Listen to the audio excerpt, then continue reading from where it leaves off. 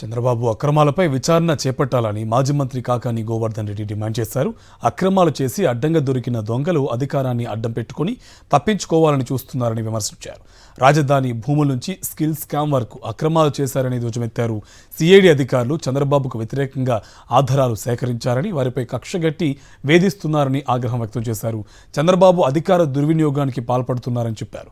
Chandrababu bail షరతులను యథేచ్ఛగా ఉల్లంఘిస్తున్నారని మండిపడ్డారు కాకాని. ఈరోజు చంద్రబాబు మీద ఏదైతే గతంలో కేసులు నమోదయ్యాయో వాటన్నిటిని ఏ విధంగా ఎత్తివేయాలి అనేటువంటిది ఒక ఆలోచన చేస్తూ, అదేవిధంగా ప్రతిపక్షానికి సంబంధించి ఎవరైతే ప్రశ్నిస్తారో, ఎవరైతే గళం విప్పుతారో, ఎవరైతే మాట్లాడతారో, ఎవరైతే గట్టిగా ఎదుర్కొంటారో ఈ ప్రభుత్వం చేసేటువంటి అన్యాయాలని, అక్రమాలని, వాళ్ళ మీద తప్పుడు కేసులు బనాయించేటువంటి ఒక దుష్ట సాంప్రదాయానికి ఈరోజు శ్రీకారం చుట్టడం జరిగింది. చంద్రబాబు నాయుడు గారు అయితే యథేచ్ఛగా అధికారాన్ని అడ్డుపెట్టుకొని తన మీద ఉన్నటువంటి కేసులని ఏ విధంగా నీరుగార్చాలనేటువంటి ప్రయత్నం చేయడం, వాటికి సంబంధించినటువంటి ఆధారాలని తారుమారు చేసి వాటిని ఏ విధంగా వాటి నుంచి తప్పించుకోవాలనేటువంటి ఒక ఆలోచన చేసేటువంటి ప్రయత్నం. స్కిల్ స్కామ్తో సహా అనేక రకాలైనటువంటి స్కామ్లు మనం చెప్పినటువంటి అసైన్డ్ భూముల కుంభకోణం కానీ, ఇన్నర్ రింగ్ రోడ్డుకి సంబంధించినటువంటి అలైన్మెంట్ చేంజ్ చేయడం కానీ, వీటన్నిటితో పాటు మార్గదర్శి, దాని పెద్ద స్కామ్, మార్గదర్శి లాంటి స్కామ్లు ఇవన్నీ కూడా.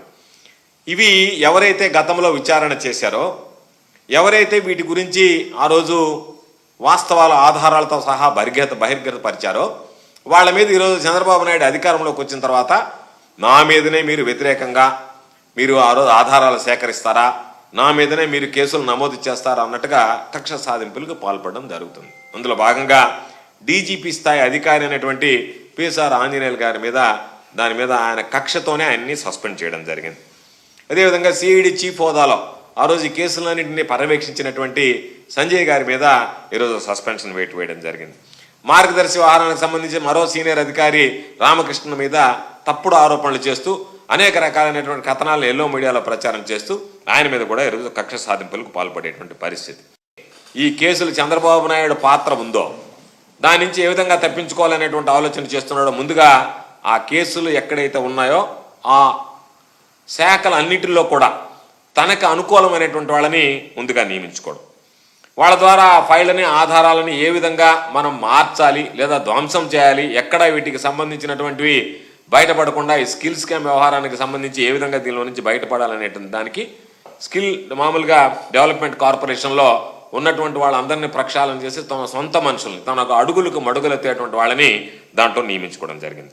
అదేవిధంగా ఫైబర్ నెట్ కుంభకోణానికి సంబంధించి ఆంధ్రప్రదేశ్ స్టేట్ ఫైబర్ నెట్ లిమిటెడ్లో కూడా తనకు అనుకూలంగా ఉండేవాళ్ళు, తన అనుయాయులుగా ఉండేవాళ్ళు, తన చెప్పు చేతల్లో ఉండేవాళ్ళు, తను చెప్తే వినేటువంటి వాళ్ళు, ఎదురు చెప్పకుండా కొట్టేటువంటి వాళ్ళు, తన ఆ మాటలని, ఆజ్ఞలను అమలు చేసేటువంటి వాళ్ళని ఈరోజు ఆంధ్రప్రదేశ్ స్టేట్ ఫైబర్ నెట్ లిమిటెడ్లో ఇక్కడ స్కామ్ జరిగింది కాబట్టి దాంట్లో కూడా నియమించుకోవడం జరిగింది. అదేవిధంగా సిఆర్డీకి సంబంధించి అసైన్మెంట్ ల్యాండ్స్ కుంభకోణానికి సంబంధించి కానీ, ఇన్నర్ రింగ్ రోడ్డుకి సంబంధించినటువంటి అలైన్మెంట్ స్కామ్లకు కానీ, వీటన్నిటిలో కూడా తనకి సంబంధించి తన గుప్పెట్లో ఉండేటువంటి వ్యక్తులను పెట్టుకొని ఈరోజు వాళ్ళందరికీ సంబంధించి కూడా ఆ అధికారులందరినీ కూడా తన గుప్పెట్లో ఉంచి తీవ్రమైనటువంటి అధికార దుర్వినియోగానికి ఈరోజు చంద్రబాబు నాయుడు గారు పాల్పడుతున్నారు.